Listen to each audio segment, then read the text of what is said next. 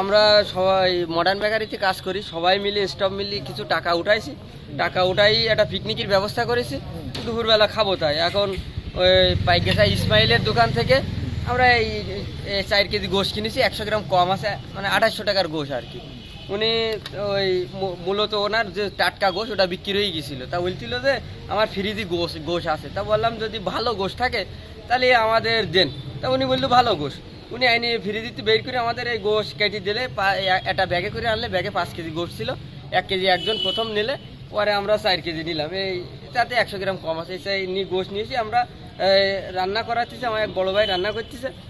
রান্না করতে করতে ওই পেঁয়াজ আর ওই তেল দিয়ে কষাইনি, পরে গোশটা যখন ওর ভিতরে তেলের ভিতরে ছেড়ে দিয়েছে, তখন যত কষাচ্ছে তত রং ওই নীলি সবুজ হয়ে যাচ্ছে, সবুজ যত কষাচ্ছে তত সবুজ হয়ে যাচ্ছে। এখন এই কড়া নিয়ে আমি ওইখানে গেলাম, আমরা সবাই মিলে যাই, বললাম যে কাকা এই গোশটা তো নিয়ে গেলাম, তাই দেখেন দিনে কি সমস্যা। তা উনি বললো আমার গোশের কোনো সমস্যা না। তা গোশের সমস্যা না, তাহলে কি সমস্যা দিয়ে আমরা একটু দেখতে চাচ্ছি। আমি সবাই মিলে টাকা উঠাইছি গোশটা। তা উনি তো কোনো পদক্ষেপ নিলেন না। তা আমরা আসলাম ইউনো স্যারের এখানে। এখন আমরা তো ভালো বুঝিনি, আমরা মনে করছি হয়তো কেমিক্যাল টেল কোনো কিছু দেওয়া আছে কিনা। আমাদের যদি একটু পরীক্ষা নিরীক্ষা করি এটা বুঝাই দিত, তাহলে আমরা হয়তো বুঝতে পারতাম। যদি কোনো কেমিক্যাল থাকে তা আমাদের মতো আরো গরিব মানুষ তারাও তো ক্ষতিগ্রস্ত হবে এটা খেয়ে।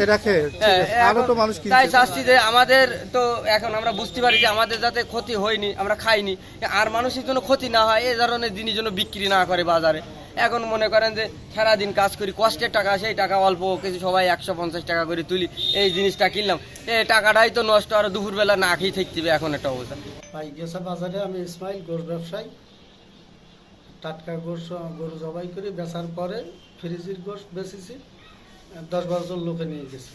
তার মধ্যে মডার্ন বেকারির থেকে ওরা গোশ নিয়ে গেছে, নিয়ে রান্না করার পরে রং চেঞ্জ হয়ে গেছে, নীল হয়ে গেছে, আবার আমার ধারে নিয়ে এসে আসলে আমি বললাম যে হয়তো আপনাদের কারখানার কোনো মেডিসিন বা কেমিক্যাল পড়তে পারে, তার জন্য এই কালার হয়েছে, নয়তো তো আরও বাজারে যারা গোশ নিয়েছে তারাও তো বলবে, তারাও তো রান্না করতেছে, তারা তো বলতেছে যে না সমস্যা না।